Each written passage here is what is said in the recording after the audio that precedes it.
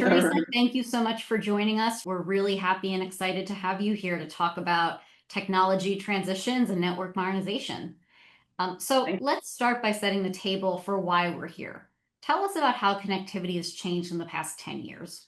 Oh my goodness. In the past 10 years, it's been quite the change.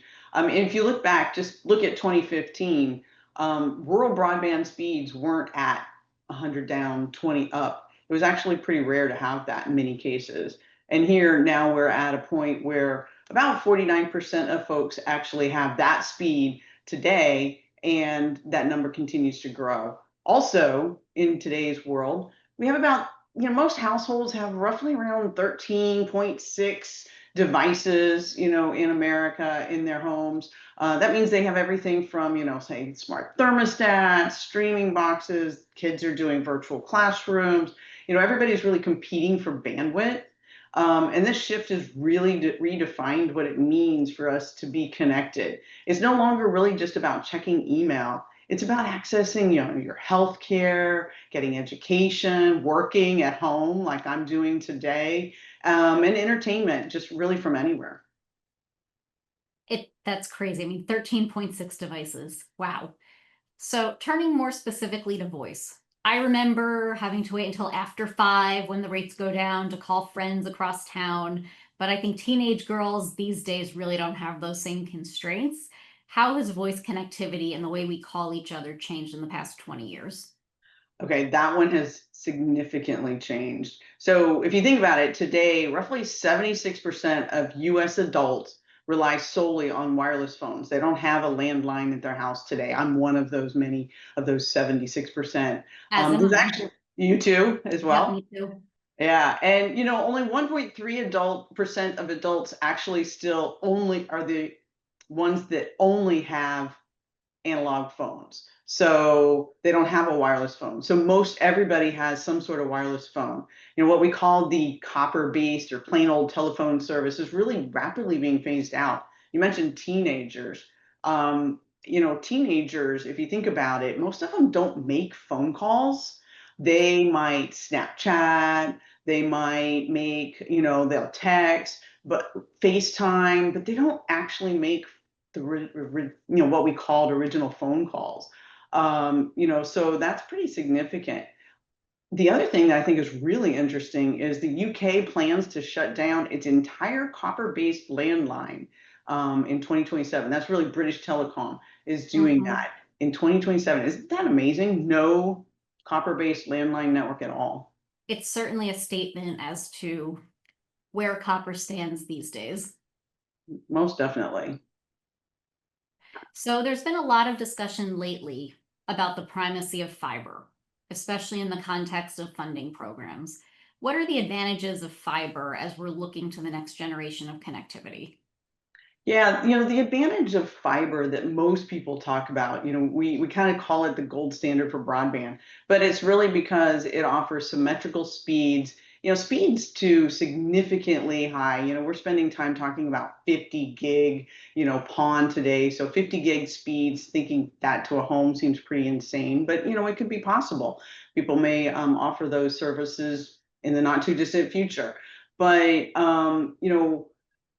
what we are really looking at is that fiber not only, which is critical for many of the applications that we use today, this video call would not be as smooth and clear as it is if it weren't on fiber, for instance. So that's really important. But then take it one step further. If we think about how we're going to ensure this world that we live in is good for all the generations to come, fiber uses up to 80% less energy than copper networks.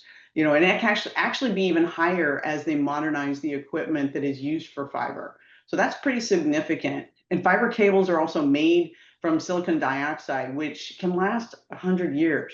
Our copper networks today are degrading to the extent that reliability is actually becoming a significant issue. And it can take days, if not weeks, to have those copper networks repaired. And so somebody can be out of service because of that, and that's just because of the age of those copper plants and the fact that copper is not really a medium that is going to last forever. Verizon, for instance, they went and did, up in the New York area, they did a whole upgrade of their copper network to fiber. And they actually, after having done that, and it's been a few years since they did it, they reported that they saw a 90% increase in service reliability after making that switch. So it's Wow. pretty significant. And then, the BEAD program, of course, is unlocking some pretty historic levels of funding. And so we're really seeing this as a once in a generation, back to that terminology again, opportunity to build that future-proof network. And fiber really being a foundation that can lead us into the next, say, 100 years. Really amazing. Thank you. So, final lightning round question. We're thinking about these 13.6 devices and everything else. What's one thing broadband allows you to do that just blows your mind? I don't know if there's just one thing, but Well, if you tell us think, all of them. yeah, well, let's talk about it. If you think about what we can do, and then you add to it some of the newer technologies that are coming about, let's talk about it from really a convergence of many immersive technologies. So think about 8K streaming, think about real-time telehealth, think about the ability for someone to actually perform surgery by controlling equipment on the other side of the world, remote Amazing. locations. Think about these types of communication methods. Think about enterprise scale, really augmenting reality, augmented reality with AR, VR.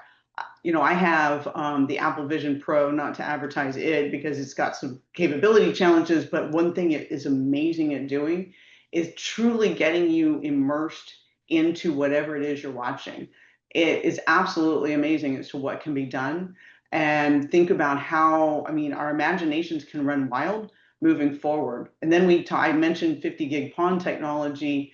Think about that ability to stream live 8K concerts in your room, in your house. You don't even have to be there. You'll feel like you're there. So travel. Well, and given how Ticketmaster's been, that would be a great development for a lot of us since, I'm still sad I missed Taylor Swift. Well, between that and airline tickets, and we want to think about yeah, if we can just be where we want to be without having to get there, oh my gosh, that would be so amazing. So I think the possibilities are truly endless, and having fiber as the technology is what's going to make it happen. Well, thank you. This has really been a treat, and I really appreciate you joining us. It was so interesting to hear your perspective on this and looking forward to learning more. You're welcome, and thank you, Diana, for inviting me. All right.